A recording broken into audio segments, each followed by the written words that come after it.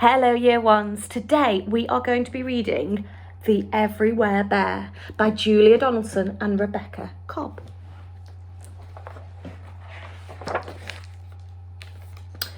With her blue pointy shoes and her hair in a bun, Mrs. McAllister teaches Class 1. That's Ollie and Holly and Josie and Jay, Leo and Theo and April and May, Billy and Lily and little Lee Woo, Daisy and Maisie and Matt, who is new, Hannah Hazala, Callum and Claire, Kevin and Bev, and the Everywhere Bear. The Everywhere Bear has a home on the shelf, but he doesn't spend very much time by himself.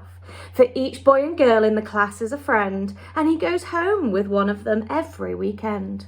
On Mondays, they carry him back to Class 1 and tell all the others of the things he has done. He has bus rides with April and horse rides with May. He eats burgers with Billy and jelly with Jay. With Leewoo, he's a pirate, and Kevin a king, and Callum and Claire push him high on the swing. He bounces with Bev and does handstands with Holly. He likes to play football with Maisie and Ollie. He always makes dens when he goes home with Daisy. And at Lily's, they let him be lovely and lazy. Ooh. With Leo and Theo, he tickles a tune. With Hannah Hazala, he goes to the moon. With Josie, he whizzes about in a chair. No wonder they call him the Everywhere Bear. One rainy Monday, the new boy Matt was splashing to school when he spotted a cat. And when he bent over to give it a cuddle, the Everywhere Bear tumbled into a puddle. Just around the corner, a driver called Pete sat in a van painting stripes on the street. Matt goes to school and sits down on his chair. He opened his bag and the bear wasn't there. Nobody knew that the poor little fellow, just like the street, had been painted bright yellow. Nobody saw him when a river of rain washed him and whooshed him headfirst down the drain. And no one was there when the bear with a stripe, dirty and dizzy, splashed out of the pipe.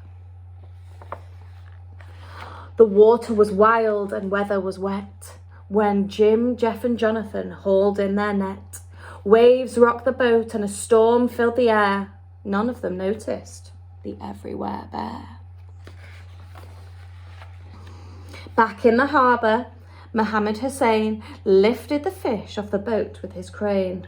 "Give me 2 boxes," said old Miss Bishop, and she cheerfully wheeled them away to her fish shop. She started unpacking, then muttered and said, "That's odd. There's a bear wrapped in seaweed between these 2 cod." Out of the fish shop and into a skip, into a lorry and off to the tip. "Aha!" squawked a seagull called Solomon Shriek. "I smell fish," and he picked up the bear in his beak. They flew over treetops and over the town, and the bear saw his school when he dared to look down. Then Solomon perched on the roof of a shop. "This isn't a fish," and he let the bear drop.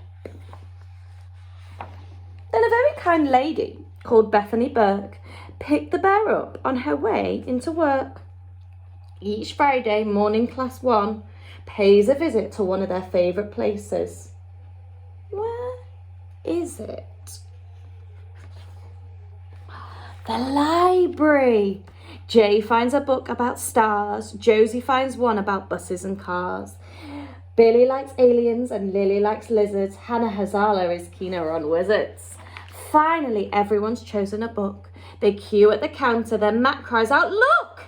April and May and the others say, "Where?" "Behind you, he's there. It's the Everywhere Bear."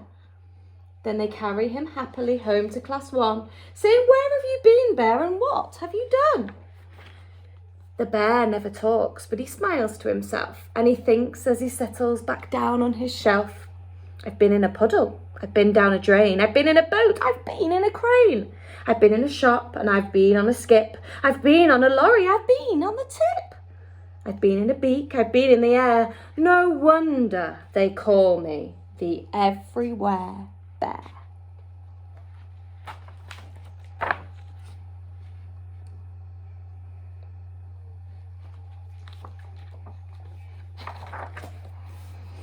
I do hope you enjoyed that story today, year ones. I will see you next time for another one. Bye.